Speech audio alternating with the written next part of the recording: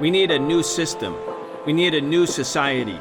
We need to demand that which may have sounded impossible even a few weeks ago, but is not only realizable, but an imperative necessity.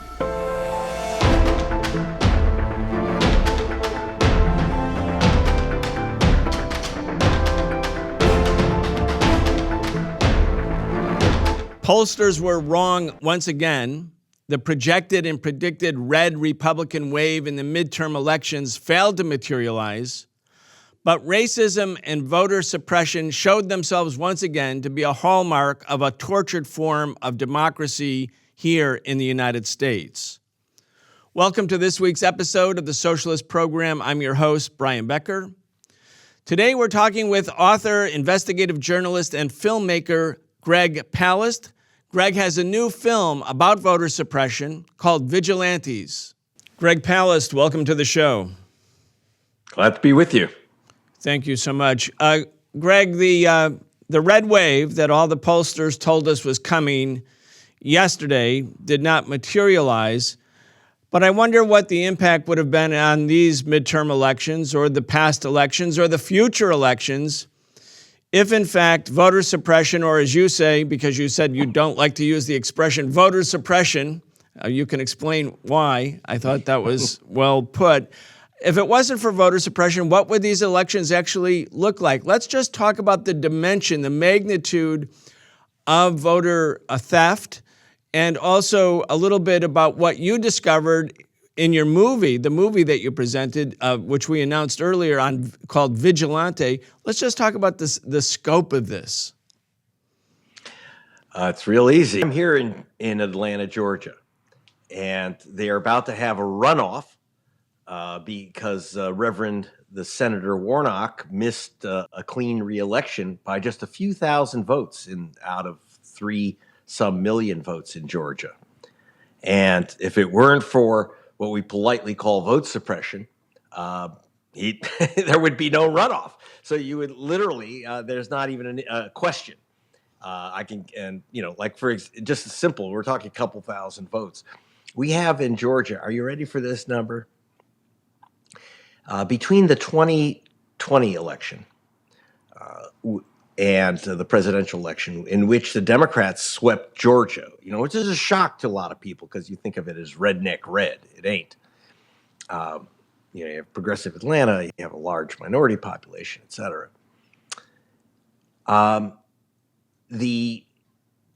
In this election, since the last election to this one, we've had a new bill passed here in Georgia.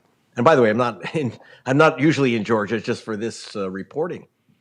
What we would have in the last election was 1.2 million mailed-in ballots. That's mail-ins and ballots put in drop boxes.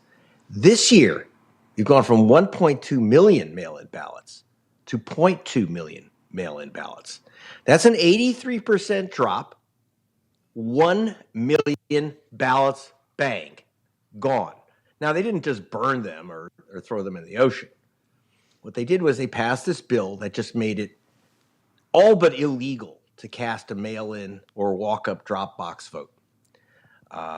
For example, in the last election, you had, like most drop boxes, they're outside a government building, so people who work, from 9 to 5 can just drop off their vote. Also, it reduced the lines enormously because you could just drop your ballot off. You didn't have to wait in line.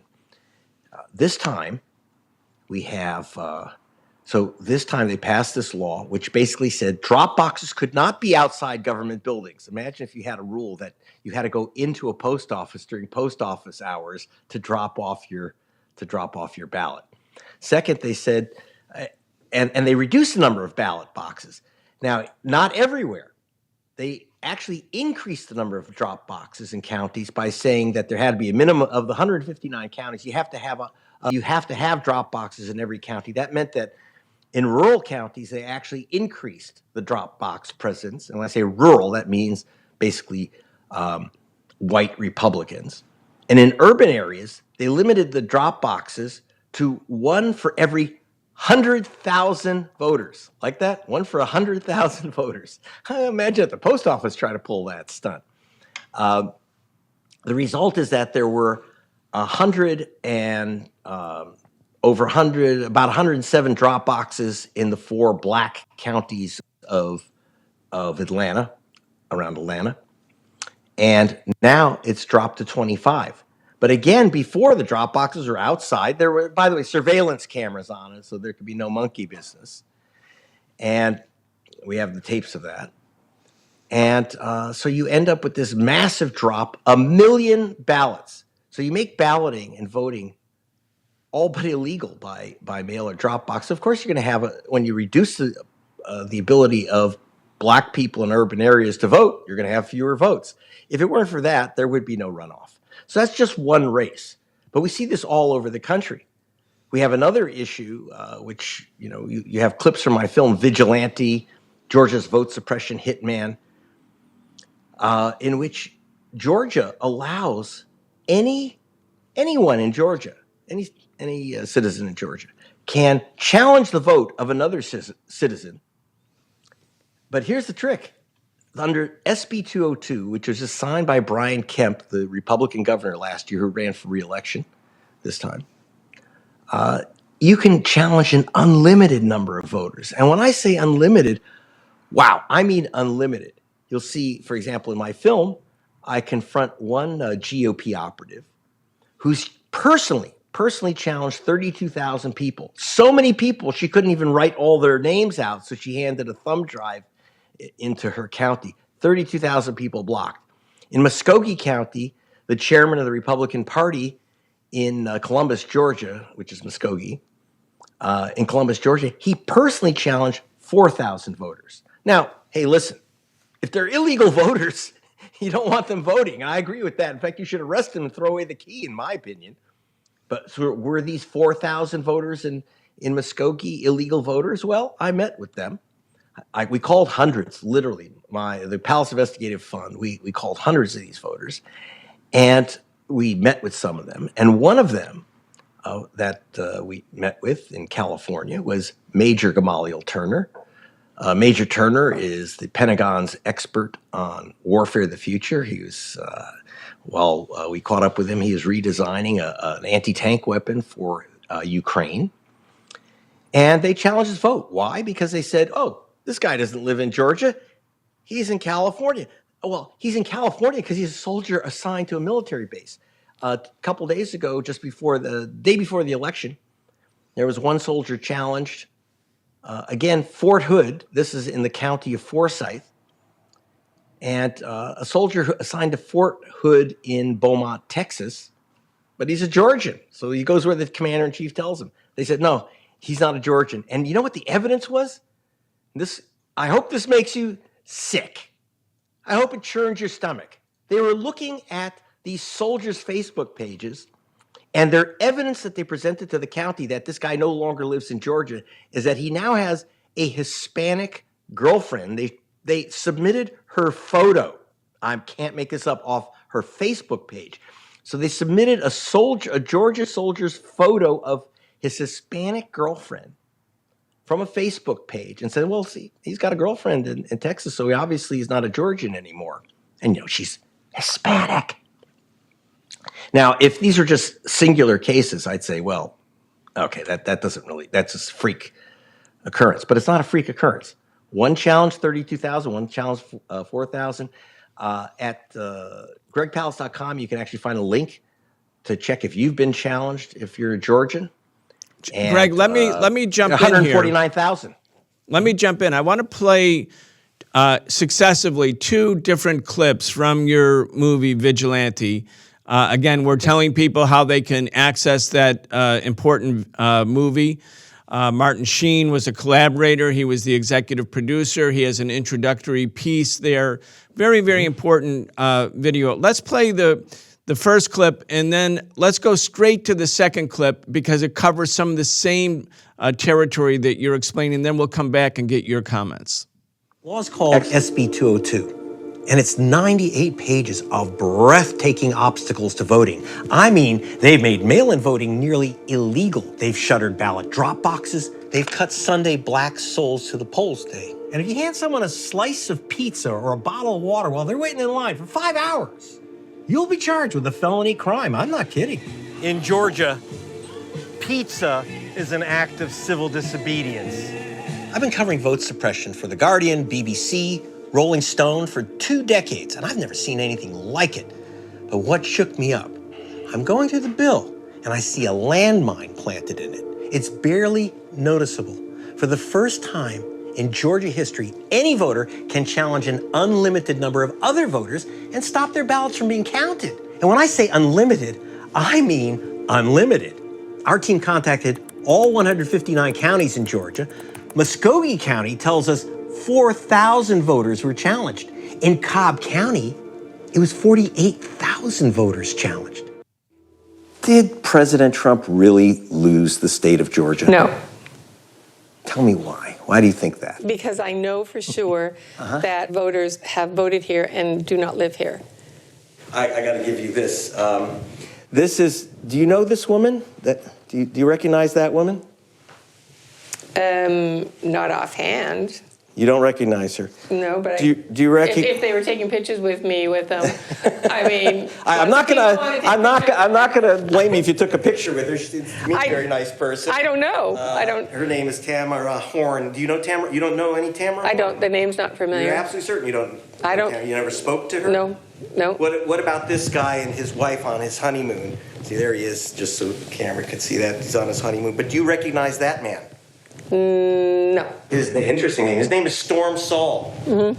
And I suppose he was on the list. Yeah. Did you ever speak to Storm Saul? No, I told you already. I did not speak to the 32,000 people. But okay. Well, I can't even follow up on my own people that are calling all the time. So you never called them, but you challenged the right to vote? I'd have to go back and look at the list. Did President Trump really lose the state of Georgia? No. Wait a second. Can you stop it, Matt? Okay. Greg Palast, that's just a little snippet. I really want to encourage our audience to see the entire film. But this woman, you show her the names of these two individuals. She challenged them. You say, do you know them? She says, no. Did you call them? No. No recollection of them? No. And yet you challenge them. What does it mean to be challenged? Like, what happens to the challenged person? How do they actually get to vote then? Do they have to prove that they're eligible? Is the burden shift to them? Yes, in fact, if you see the film, I actually go to one of the people that they've challenged, several people, but one of the people, again, I went to the military base of Gamaliel Turner, and he was told, he was waiting for his absentee ballot, and he said, where's my absentee ballot? He called the Columbus, Georgia, and he said, Mr. Turner, you have been challenged. He says, well, what does that mean? He says, well, we can't send you a ballot, or we can't count, and if we send you one, we can't count it. But he said, all you have to do is come in and prove that you are a citizen of the United States, prove that you are a resident of Georgia, and we'll count your ballot. And he says, I'm in a military base. I'm 2,600 miles away. It's 3 days before an election. You're telling me that all I have to do is go 2,600 miles to prove that I'm a citizen? I'm in uniform, okay? And he said, that's a heck of a poll tax to have to go all that distance to get my vote counted. He says, you talk to fools like that. And by the way, I'm not a fool. And that's what they have to do. They literally have to go into a court-like hearing. And by the way, you are guilty until you're proven innocent. That is, they will not count your ballot. Anyone could just say, I don't like this guy's I don't like the color of his skin, but you have to say, I don't think he's a Georgia resident. And then they have to prove that they are citizens of America, just like that soldier at Fort Hood. There was no way that they were going to count his ballot yesterday. He's at Fort Hood, Texas. He would actually literally have to go in and say, I am who I am, an American citizen. I live here in Georgia. Now, understand, like the major says, that means a poll tax, a fortune. He actually got his ballot back because, well, they picked on the wrong guy. He's a real tough warrior. His father was one of the The Reverend Harold Turner is a legend in Georgia. He is the co-founder of the Southern Christian Leadership Conference with Martin Luther King and Reverend Ralph Abernathy. And so they picked on a major civil rights icon. And so he fought. He actually, unfortunately, he had to hire lawyers from Washington to go to federal court and get his vote back, get his ballot counted. So yeah, it's murder. So, and again, the flimsiest of excuses, finding a Hispanic girlfriend in Texas on your Facebook page, it's actually kind of creepy and ugly, and it's absolutely racist because of the techniques that they use to identify these voters. Now, obviously, yeah. Mm-hmm. Greg, since the beginning of 2021, after the last presidential election and congressional election, lawmakers have passed at least 42 restrictive voting laws in 21 states. Among those laws, 33 contain at least one restrictive provision that was in effect for the midterm elections yesterday. Those states include Alabama, Arkansas, Arizona, Florida, Georgia, Iowa, Idaho, Indiana, Kansas, Kentucky, Missouri, Mississippi, Montana, New Hampshire, New Jersey, New York, Oklahoma, South Carolina, Texas, Utah, Wyoming. We're talking about a big part of the country where at this moment and in the last few years, and especially since the Supreme Court Shelby decision in 2013, and as you point out in your movie, especially since Citizens United, the Republican Party, the right wing especially in the United States, understands that the demographics in the United States, where 83% of the population lives in an urban area that's not prone to support a right-wing program, that they really can't win elections. They only won at the federal level the 2004 election. Since 1988, the Republicans have only won the popular vote one time. So you can see that there is a massive operation designed to negate basic democratic rights in order to push this right-wing program through. I mean, you've been on the trail here on this question for many, many years. I mean, you've been an investigative journalist about corporate crime, about election fraud, election suppression, voter purging as a method, as a technique of elections theft. I mean, you've been looking at this. Let's just talk big picture about the trend. It seems to us here on our program that the right wing has come to the realization that they cannot prevail under the current system. And so as a consequence, they're actually changing in many, many draconian ways, and sadly in ways that are kind of quiet. People don't really get it. They don't really see it. It's almost a cliche about voter suppression. People don't really get the dimension of it, but it's considered existential by the right wing. So let's just talk in your own sort of career in this, how you see the trajectory or what you've seen with the trajectory in the last few years. It's been ugly. I started doing these investigations for The Guardian and BBC television back in 2000 when George W. Bush was running against Al Gore. If you remember, he became president of the United States officially by just 537 votes. Not 537 electoral votes, 537 votes, single ballots in the state of Florida after losing the national popular vote. But I discovered when I was at the Guardian that 58,000 people were wiped off the voter rolls, overwhelmingly black voters. In Florida. On the grounds in Florida. Now remember, Bush became president by 500 votes, but his brother, the governor, removed 58,000 voters on the grounds that they were felons who at the time were not legally allowed to vote in Florida. And I went through that list for The Guardian, BBC, then later Salon, and found out that exactly zero were illegal ex-con voters. Zero. Their only crime was voting while black. And that's what chose our president. And therefore, we have to, but instead of being ashamed, when I busted the story, which almost was impossible to get into the U.S., in fact, the only way I got into the New York Times is Paul Krugman put it in his column, and Bob Herbert, an African-American columnist, put it in his column, but the New York Times didn't cover it till 2 years later. And instead of being ashamed of what they did, it succeeded. Bush was inaugurated, Bush W was inaugurated. And from that point on, the lid was off, especially because the Supreme Court blessed it in Bush v. Gore. And now at the core of it, just so you understand, is computerization of the voter rolls, which began in 2000 with Florida. Florida was the very first state in America to computerize and centralize their voter rolls. The response to make sure that this game would expand and continue was that they passed a law called the Help America Vote Act.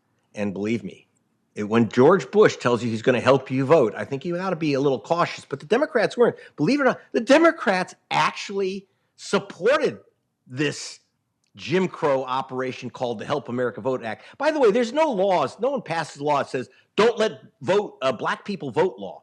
Don't let Hispanics vote law. They give it nice names like Help America Vote. That's what they do. And so in this Help America Vote Act, it actually required every state to computerize their voter rolls, which meant that you could, through, like we just saw the Vigilante voter challenge in Georgia, which may cost the Democrats Warnock's seat. And because with a push of a button, you can challenge the registrations or eliminate the registrations of thousands and thousands of voters like that at a crack. And it's almost unreported in the U.S. In fact, right now, it's almost impossible to report it. I'm on your show. Believe me, you're not going to see it on a network show, and I'll tell you why. Because we now have we've got this crazy idea that if you mention that anything is wrong with American voting, well, then you're a Trumpite, freako, January 6th insurrectionist crazy person. So what I'm telling you is that it's gotten worse since 2000. Now, understand, America, over time, we've had an expansion of democratic rights, everything from, obviously the women's vote in 1919, allowing Americans' indigenous population to vote in about 1924. Black women got the vote in 1965. So there's been a general expansion, but now there's a general contraction away from the right to vote and it's not discussed, it's hidden. And then when it is discussed, we use that term as you are correct. I hate the term vote suppression. And I'll tell you why. When someone steals your car, do you say, my car's been suppressed? No, your car hasn't been suppressed. It's been stolen. Now, it's very dangerous to even say the word stolen, because if you want to put this on YouTube, the robots will take it down. So that we can't even have a discussion anymore in America. It's considered un-American. We had the situation where Joe Biden undercut Stacey Abrams in this current race this week by making a speech saying, don't vote for anyone who won't accept the results of an election, which was a pretty clear slam at Stacey Abrams. So you have a Democratic president who tells Democrats, don't raise the issue of racial vote suppression. Of course, it's not incidental that he's a white male. Let me just go back and have you help those listening or watching this show understand also the dimension of other decisions taken, especially by the courts. Because you have the court decision, the Supreme Court decision in 2013 that eliminated pre-clearance requirements on states that had an obvious pattern of racist negation of black voters or other, quote, minority voters. That was the Shelby decision. Pre-clearance was fundamental, existential to the 1965 Voting Rights Act. And then the Supreme Court passed or ruled in Citizens United. Let's talk about those two cases, Greg Palast, Shelby and Citizens United. Again, most people don't pay attention. If you're not a lawyer, you don't speak legalese. It seems like beyond your reach. It's complicated. There's a lot of technical issues. Help break this down for people watching about why these two decisions were so crucial. Well, let's start with Shelby 2013. We use this fancy term in law, in the Voting Rights Act of 1965, called preclearance. All preclearance means is that if you're going to try to pull off some changes in your voting structure that is going to shaft people of color or women or American natives or people from Puerto Rico, then you're going to have to get the Justice Department approval, and you're going to have to certify in writing under penalty of perjury that this is not going to unfairly discriminate against voters of color or people with who don't speak English as a first language. So what you have to do is, all you had to do under that law was just say, we're making a change. Okay, we're going to start purging our voter rolls. Oh, that doesn't affect black people. Well, if it does, they're going to stop it. So, for example, in the case of Shelby County itself, the court admitted that this would not pass preclearance. What Shelby did was black people had won seats on their county board.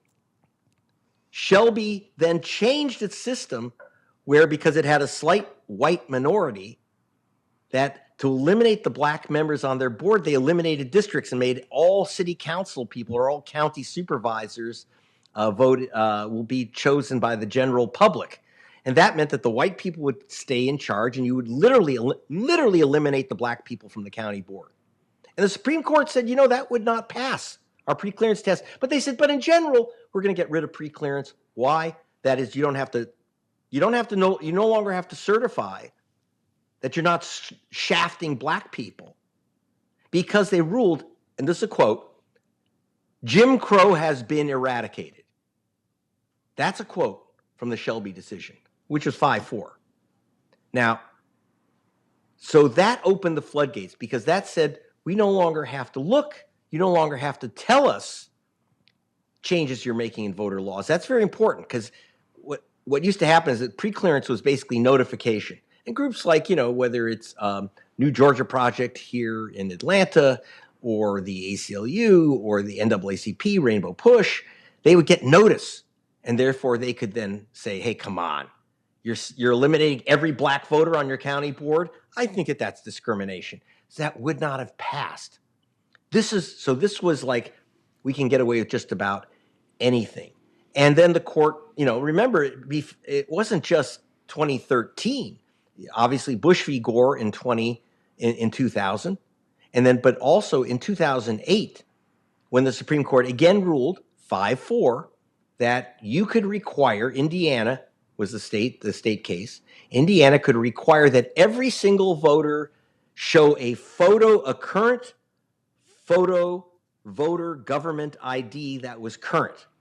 And you know who brought that case against the state of Indiana, said it was discriminatory? 10 nuns. 10 nuns were barred from voting in Indiana because, by the way, they did have driver's licenses, but they're all in their 80s and 90s, so they let their driver's licenses expire. Now, the nuns hadn't expired, but they weren't going to let them vote. They said, because these could be fraudulent voters.